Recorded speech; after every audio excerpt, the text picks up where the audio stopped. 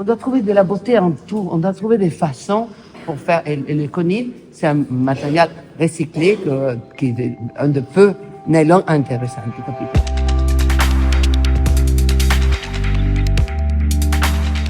On présente les deux expositions, Cristina Garrido et Patricia Urquiola, dans le cadre d'Europalia. Europalia, c'est un festival à l'échelle nationale qui invite un pays à l'honneur, l'Espagne en l'occurrence. Et donc c'était important pour le MAX et le CID de pouvoir collaborer et de présenter une programmation commune.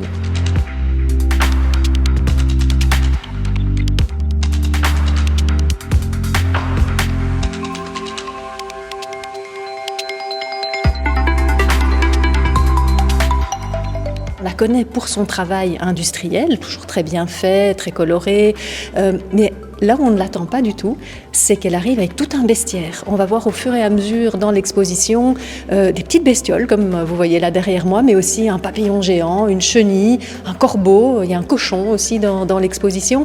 Et donc ça, par contre, on s'y attend pas du tout. Et ça, c'est vraiment la toute-puissance de l'imagination qui, à un moment, la libère, elle, et on voit tout ce bestiaire, toute son intériorité, en fait, qui se répand dans sa création.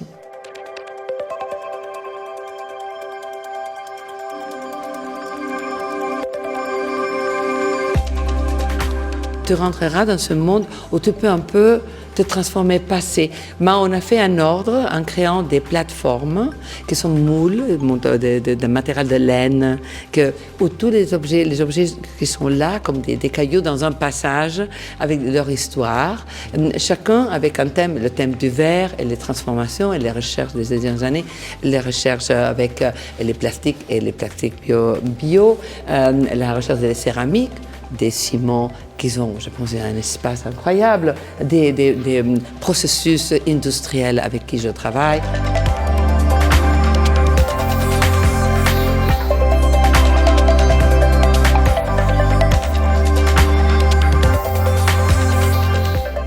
Patricia, ça c'est vraiment, elle c'est ça, c'est créer des liens, c'est avoir cette approche transversale, créer des liens entre différentes disciplines, entre la technologie de pointe et l'artisanat. On a un tapis ici qui est fait par un robot, on a une tapisserie qui est faite à la fois par l'industrie, mais aussi à la fois par des femmes, des artisanes qui ont brodé à la main toute une série de petits dessins sur la tapisserie qui se trouve à l'arrière dans l'exposition. Et donc, elle crée ces crossovers, ces rencontres entre les personnes et entre les techniques.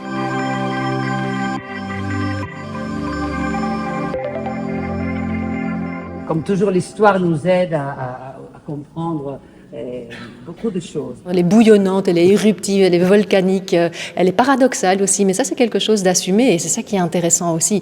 Elle peut être ambiguë, elle peut être, oui, contrastée, tout ça, ça fait partie de sa personnalité et effectivement, de là déborde cette imagination à travers tout ce qu'elle fait.